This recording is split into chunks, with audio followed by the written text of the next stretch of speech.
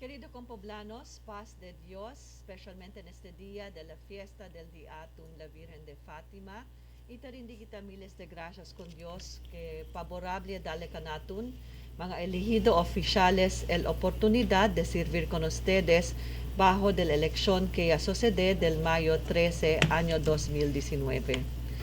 Este tarde, el ciudad de Zamboanga está na 55th day of implementation del enhanced community quarantine. As it is, we continue to persevere as there seems to be no end in the sight of this pandemic. The city government has rolled out its second wave of relief operations and the distribution is ongoing with our barangays taking the lead in the collaboration with the CSWDO. We have requested the IATF EID to extend the implementation of the ECQ in Zamboanga City until the end of the month. But should it not be granted, we are ready to transition to GCQ.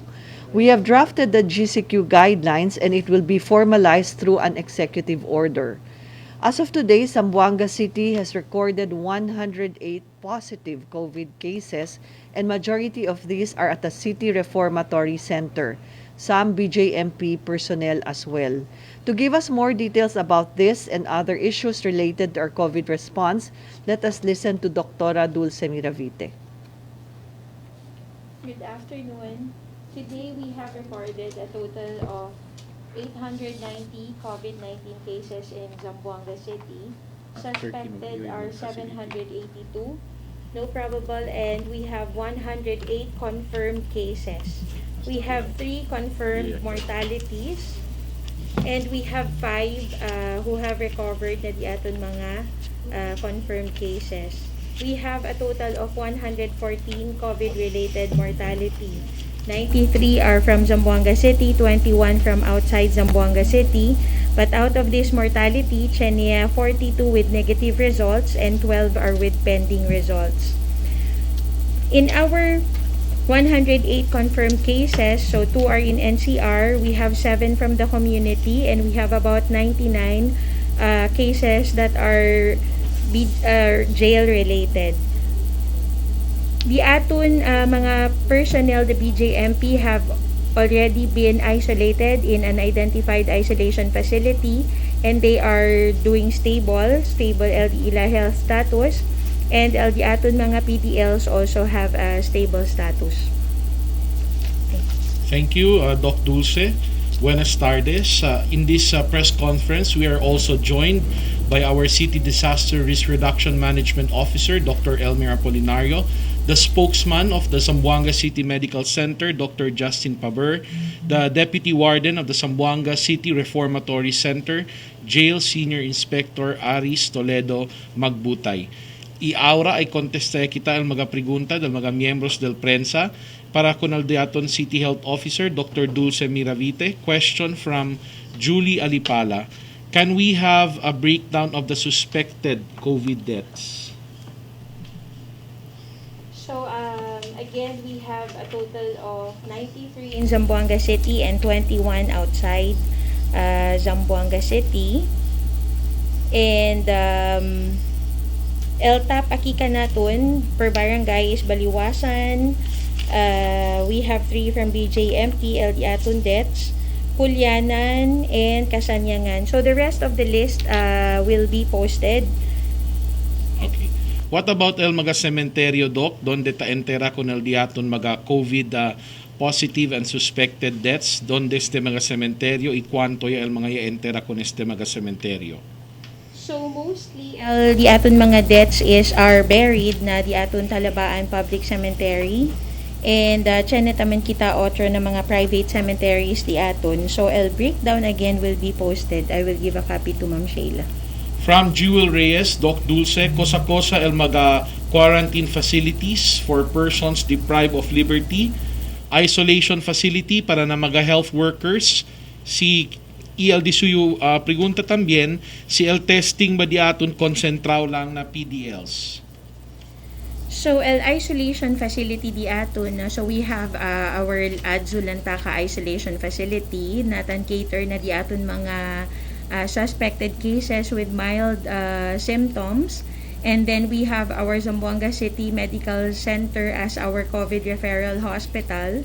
So we have our Kabatangan Evacuation Center, and sir, kaya functional el di aton eco zone isolation facility. And el di aton testing, since mucho kita cases na jail di aton ara, taas kita mostly of our testing there, but we are also doing our testing to our tamira kita na di aton contact tracing. So el mga contacts in the community with high risk of exposure, so tan test tamen kita sa kanila. Doc, acerca ang mga persons deprived of liberty ke asymptomatic, todo ba sila talya na city jail in a hotel? Todo ba sila asymptomatic? So far, akal mga yan release kita. Akal mga yan release kita are all asymptomatic. So, yan test kita kanila, and 31 of them are still with pending results. What about those inside our city jail facility, Doc? Are they asymptomatic?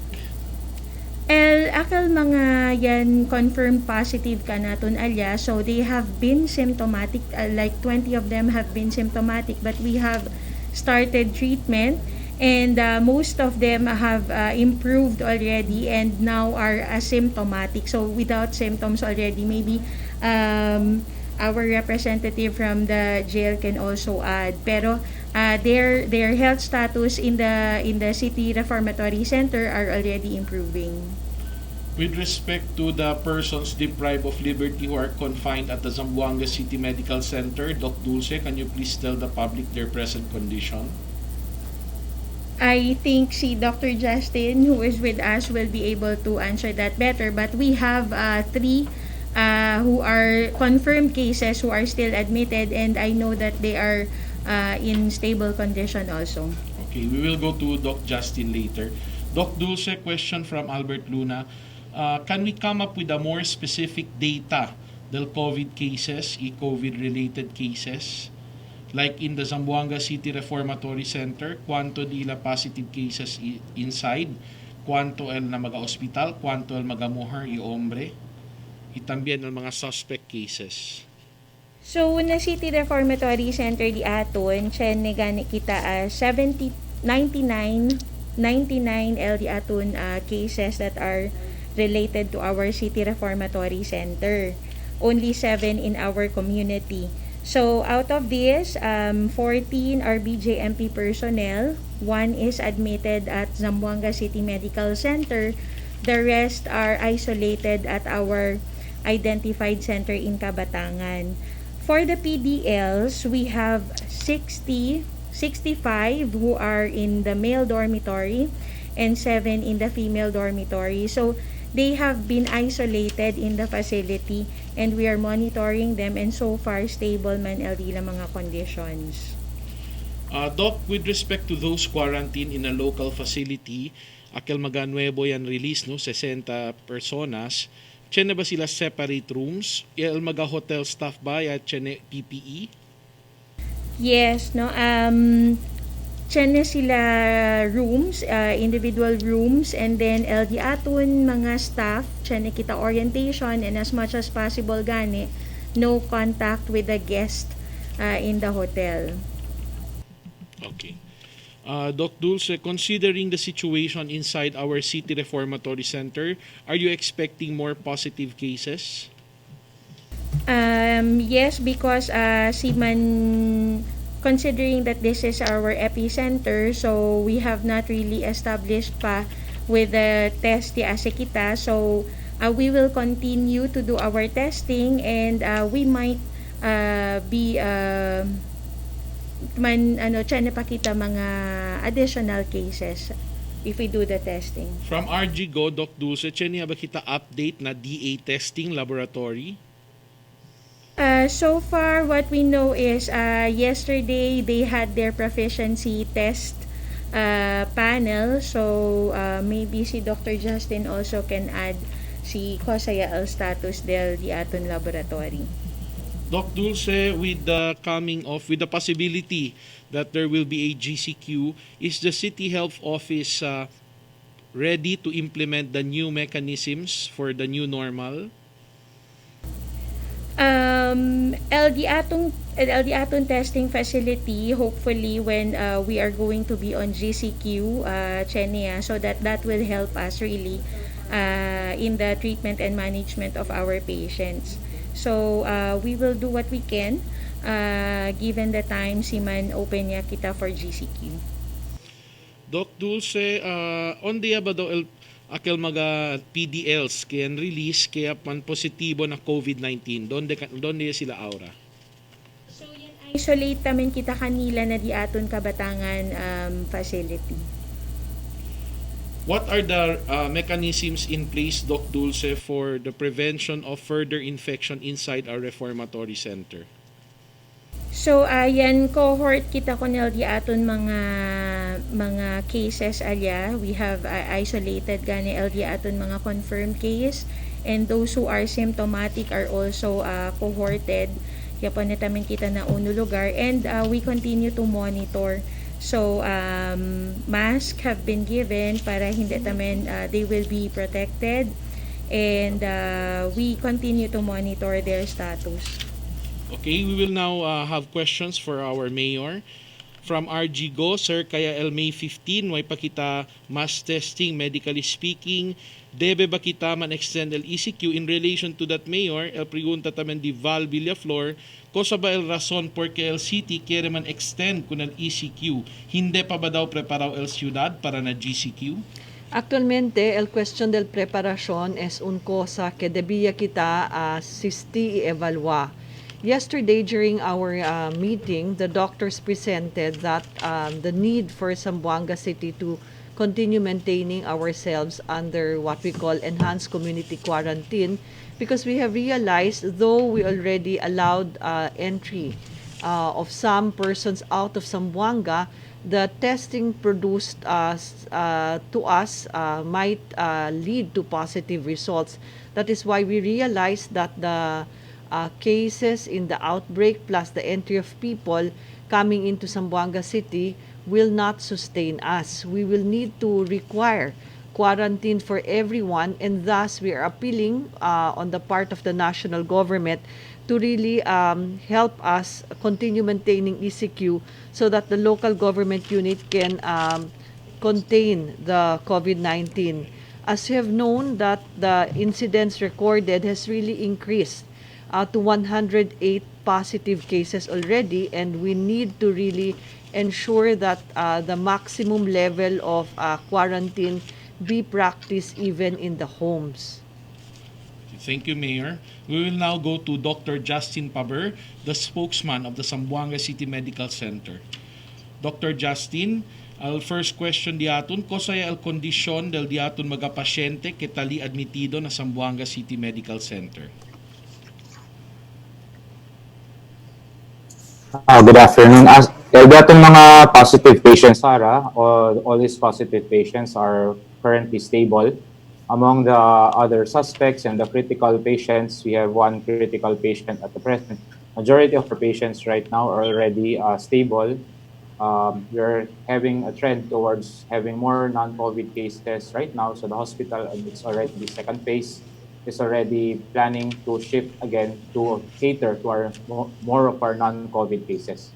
Doc, tiene ba to informasyon acerca el status del diaton DA testing laboratory? As far as Dr. Adulce mentioned, the DA testing laboratory is already undergoing a proficiency panel testing yesterday. So we're still getting updates. Level ARA. Hopefully we can get the proficiency panel test passed, and then we can activate as early, hopefully by Friday, get the LTO, or as early as Monday next week. Doc, is Zamboanga City one of the beneficiaries of the PCR machine coming from the national government? If yes, do you have any idea as to when it will arrive? Still have to verify the complete information for that, sir, attorney. And then we have another question here. Will the gene expert testing be available only for Zamboanga City or for other parts of the region as well? As mandated, as our mandate of our hospital, we serve the entire region. So the testing facilities is also open to other cities, other provinces in our region. Has the Zamboanga City Medical Center determined the causes of the increase in COVID suspect deaths? The deaths and the COVID suspect deaths has remained in the same level since it started. So the rate is still the same. So we do not note any increase in the rate of the death of cases. Thank you, Doc. With respect to BJMP personnel and PDLs, do you have the number of these BJMP personnel and PDLs who are admitted in the Zamboanga City Medical Center? At present, we have two BJMP personnel admitted and one PDL admitted. All of them are stable currently. What is the status of patient ZZ02? Why does she remain Uh, in the hospital? we're happy to announce finally, patient ZC02 is already cleared for discharge. Okay. Thank you, Doc. We will go to you later if there are additional questions. We shall now go to the Deputy Warden of the Zamboanga City Reformatory Center, Jail Senior Inspector Aris Toledo Magbutay. Senior Inspector, the question is from Julie Alipala. Who is the carrier of COVID-19 inside the Zamboanga City Reformatory Center? Have you finished your investigation on this, sir? Good afternoon, Mayor. Good afternoon, Sir Ma'am. And Zamboanga City the male dormitory are implementing some measures to be a COVID-free facility. Currently, we are still ongoing for contact tracing. So far, we are implementing due diligence and some measure to control and the spread of this disease, Sir Ma'am. What is your What is your answer, sir, with respect to the allegation that there were consistent reports that a number of jail officers went to a derby event in Davao City? Um, Negative po yan, Doc. After our personnel were instructed na they were allowed to return to their respective regional office, and they were asked to stay. They were asked to report to their respective barangays and do some home quarantine, sir, ma'am. They were not. Uh, they haven't reported yet to their respective jails. Okay. So, sir, there is a question here with respect to the present location of the newly released 60 persons deprived of liberty. Will you please relate to the public their present location, and also with respect to those 13 inmates, newly released inmates who turned out to be positive? So far, sir, we do have 12 personnel who are already in the Kabatangan quarantine area. 8 of them are female, 4 of them are male.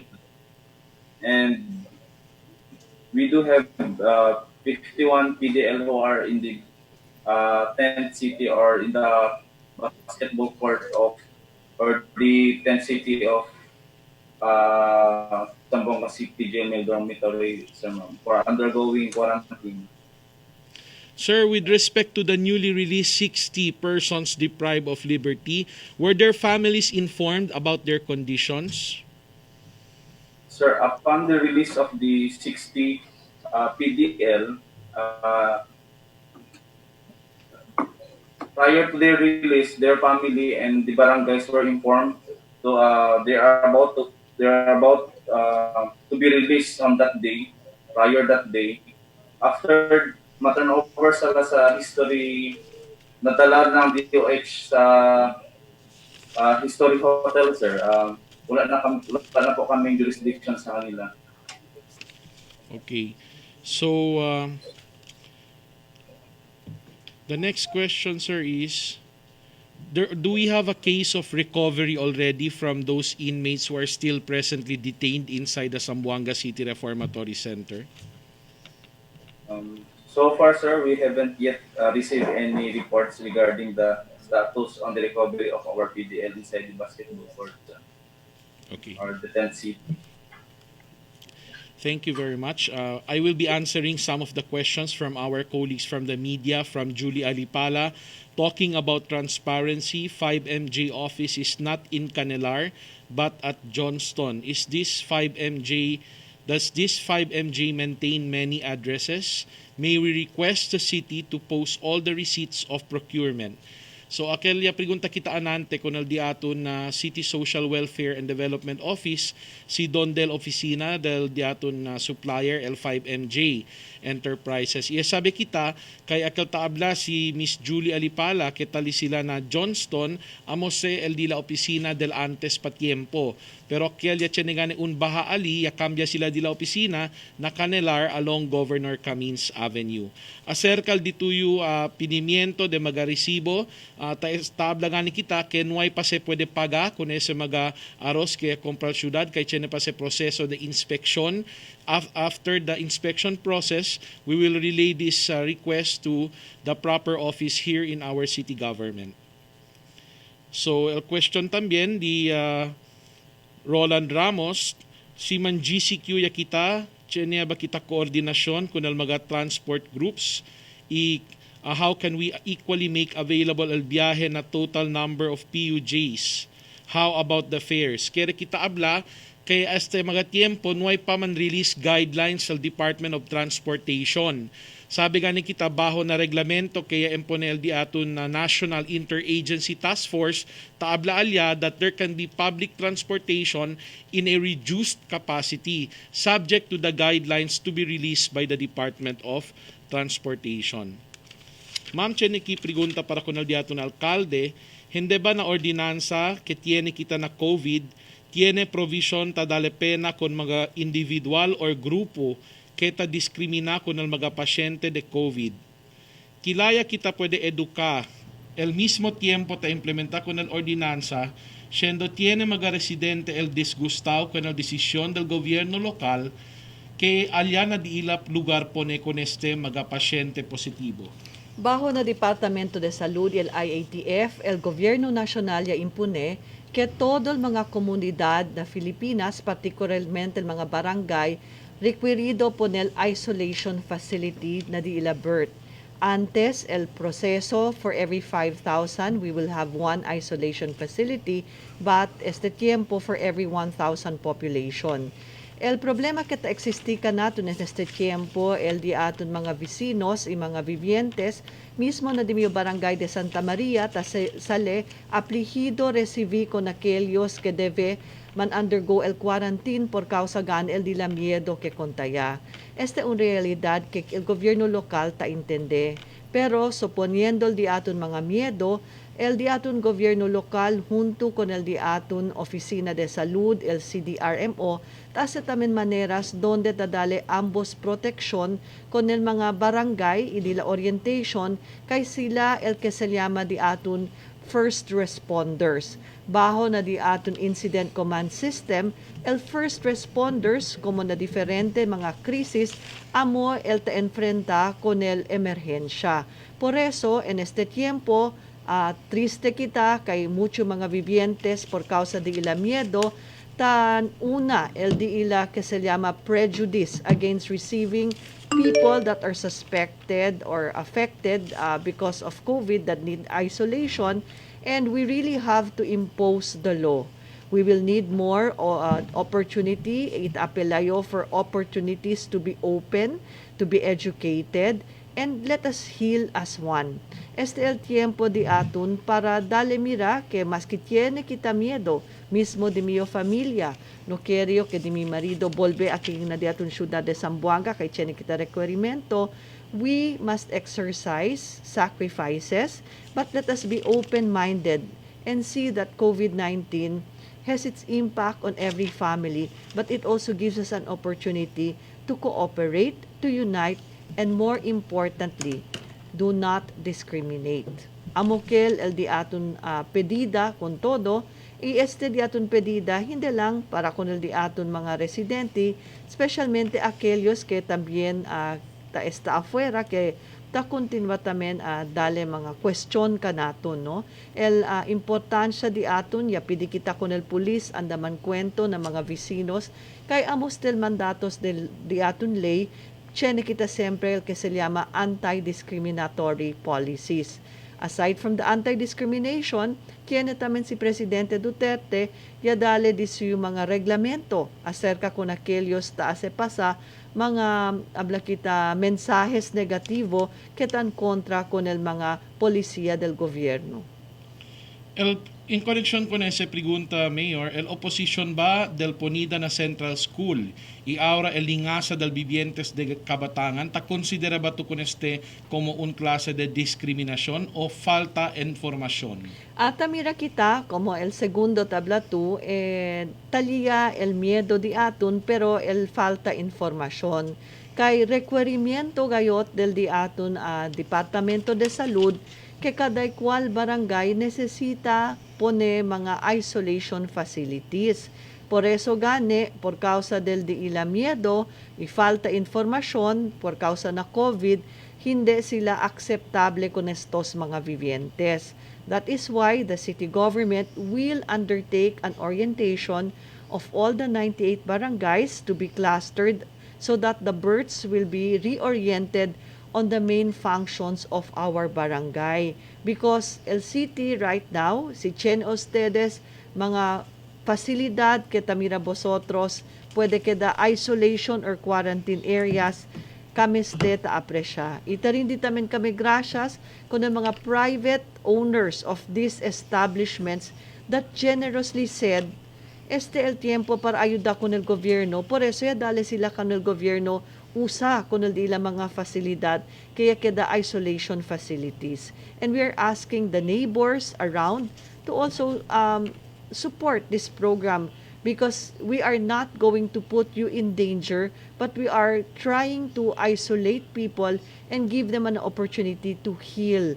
And we will be able to heal united as Christians, Muslims, and Lumans. Mayor, in connection con ese, tiene pregunta si Melanie Guanzon, el kapitan del Zone 3, tablagan at taman lingasag at sila por causa kay tiene nga konfirmao positibo kaso del mga PDLs kaya man release kaya man pone kanila alina un hotel as na dila barangay. So cosa tu pwede habla con este? Melanie, sabi ustedes, again, our response is that this decision to come up with an isolation facility was because also of the support given by the private sector, and we wrote to the barangays. Granted that unfortunately after 2 exams ya keda sila positibo, immediately at gobyerno lokal ya continua akta para kanila man separate in that area.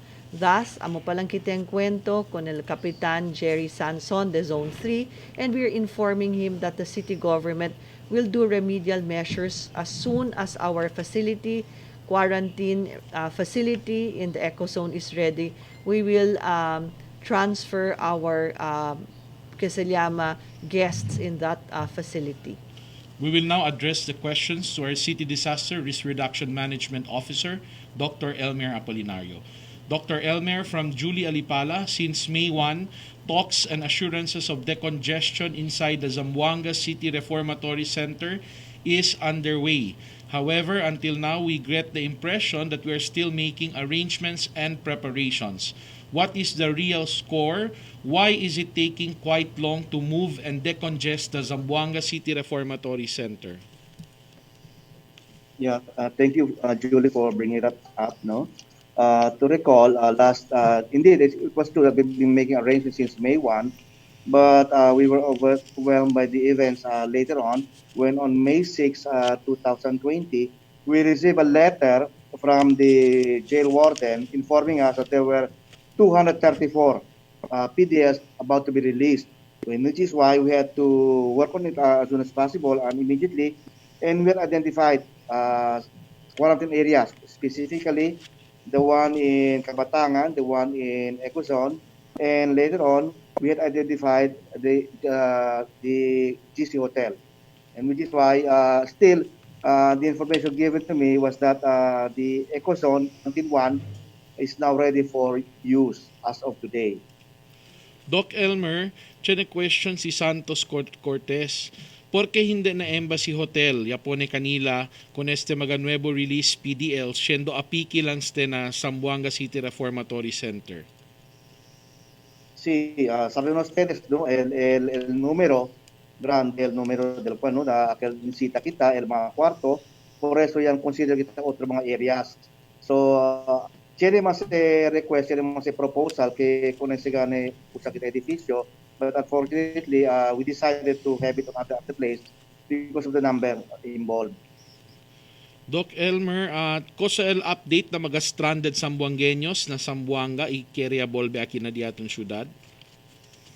Yesterday, we met with our regional director, Presi Flores, and then we also met with ASEC Myra Abubakar, together with Ms. Rita Hernandez, our tourism officer. Center the discussion was on the matter of the inbound-outbound stranded residents of Zamboanga City.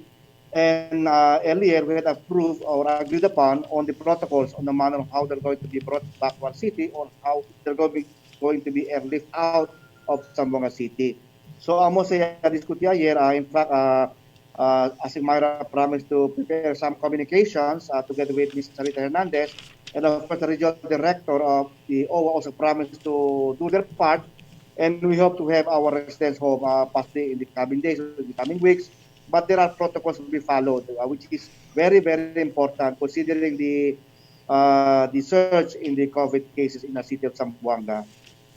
As to the number, per database generated by our city tourism officer, we are in the figure of about 700 to 800 already listed as stranded residents who wants to come home to Zamboanga City. Thank you, Doc Elmer. Ahora, pregunta, tiene mga kwantos pregunta from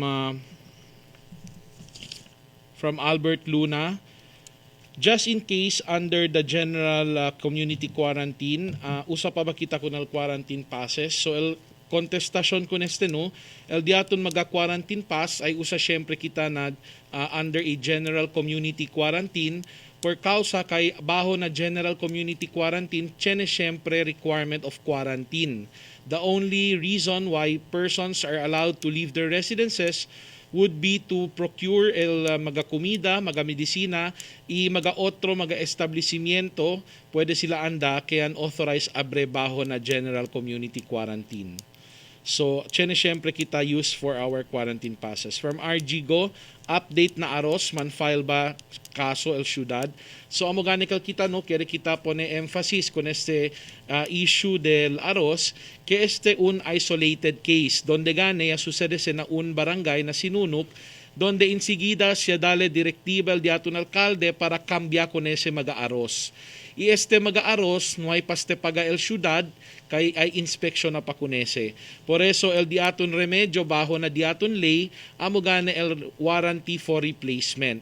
Si no hay cambia el supplier con el aros, pwede kita aselagas con el supplier. Pero aquí, klaro gat na este sitwasyon, ya cambia sa insigidas el diaton supplier baho na warranty. And now we shall listen to the closing statements of our city health officer before we listen to the mayor. Yes, so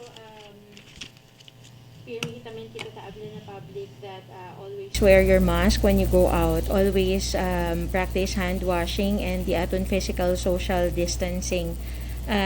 We are still having the cases, so tiyan pakita mga kaso tamira.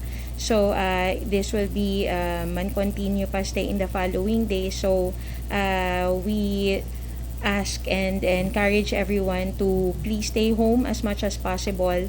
And even if we're going to be on GCQ, our new normal will be the wearing of mask, our physical or social distancing, and always our hand hygiene.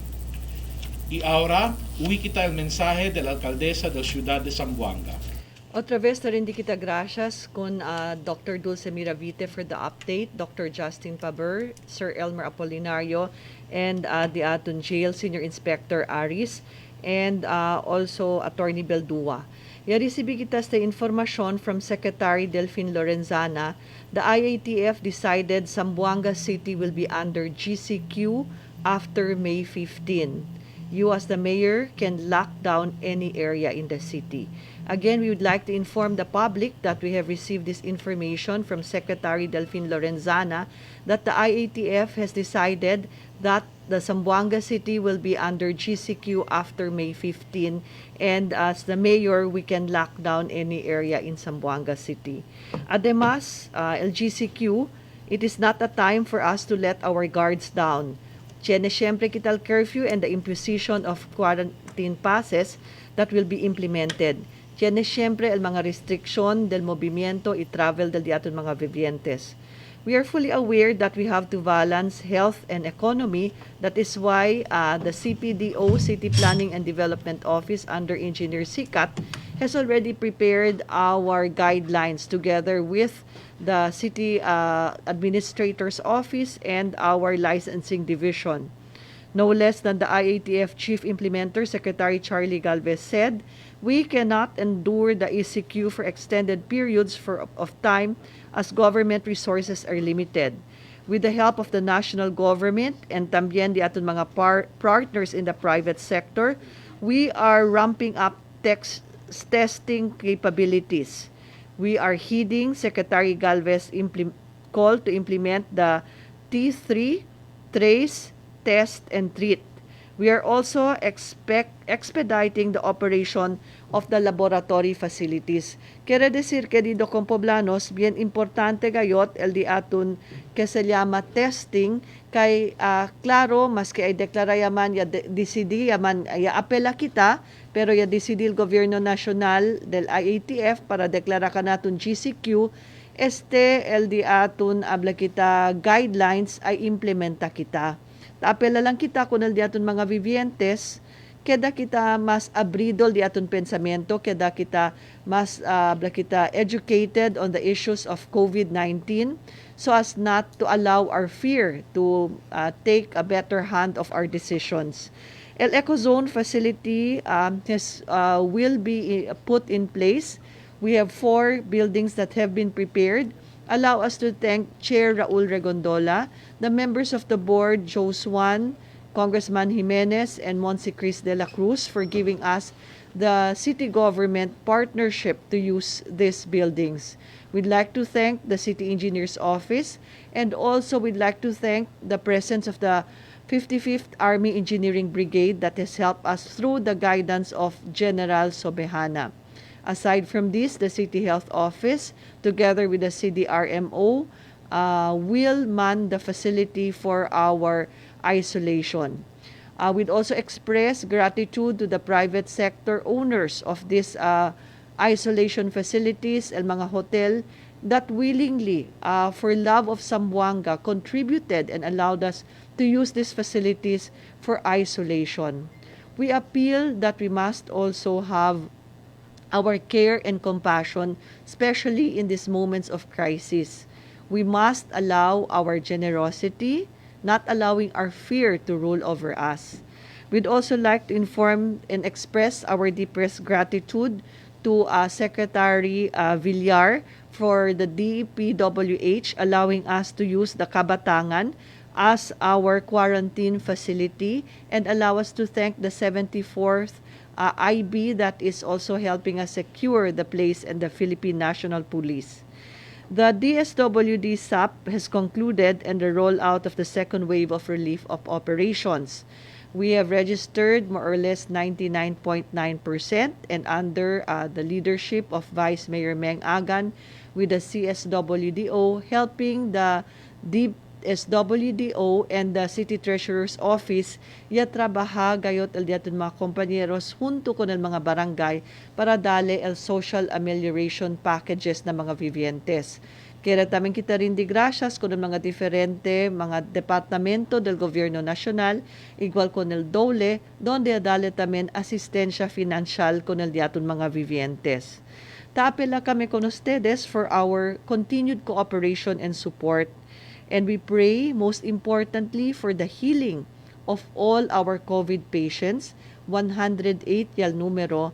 But as we end, we are really praying for their families as well, that sila ay tiene el fe, y amor, y esperanza, kay di la miembro de familia will heal. Our COVID battle plan with the grace of God is heal the sick and feed the hungry. With all of these directives that we have, allow me also to say, muchas gracias, Pueblo Soberano de Zamboanga, que vosotros apoyo con el diaton administrasyon, ya dale ka naton el oportunidad para servir con ustedes. Este apoyo, yo y el di mio uban na trabaho mga elehido opisyal, amo tadale ka naton inspirasyon y fuerza combate con el mga diferente desafíos y crisis na di aton vida.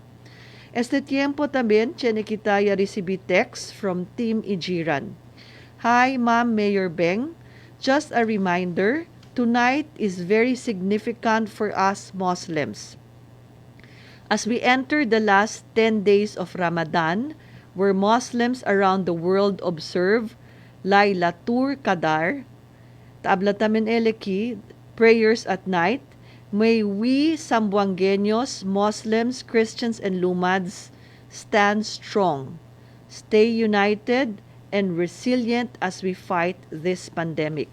Magsukur, Mayor Beng, for your God-driven, people and service-centered leadership, making Zamboanga City and its people more resilient, with peace of mind and still economically progressive.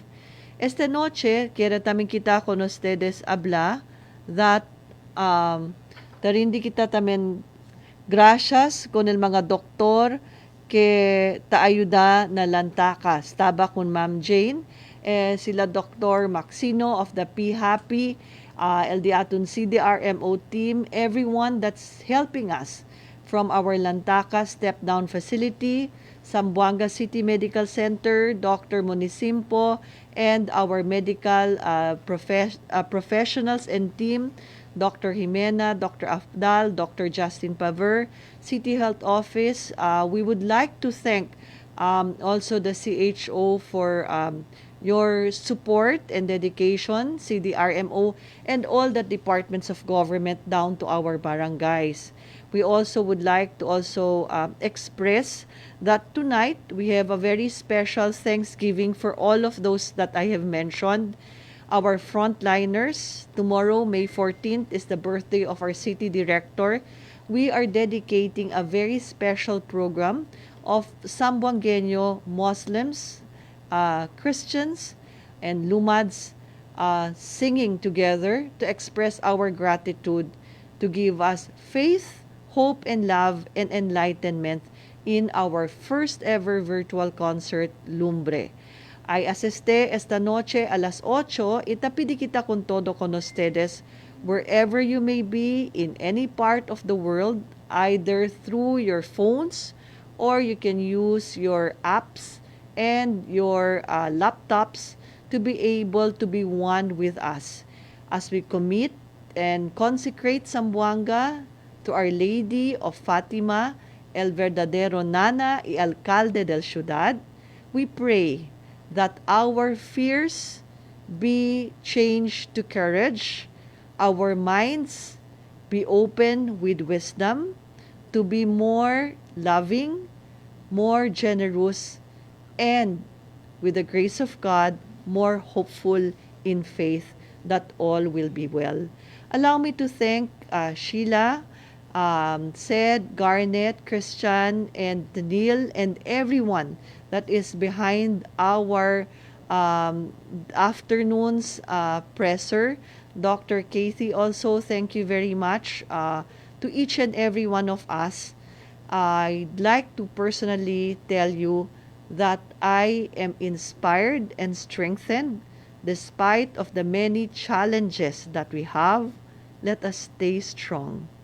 I believe that this is our Qadar, God's perfect timing, the Kairos kay este el querer de Dios, tiempo ordinado del Dios para servir con vosotros. Jeremiah 29:11, For I know my plans I have for you, says the Lord, plans to prosper you and not to harm you, plans to give you a hope and a future. And I thank you. Muchísimas gracias y vaya con Dios a todos.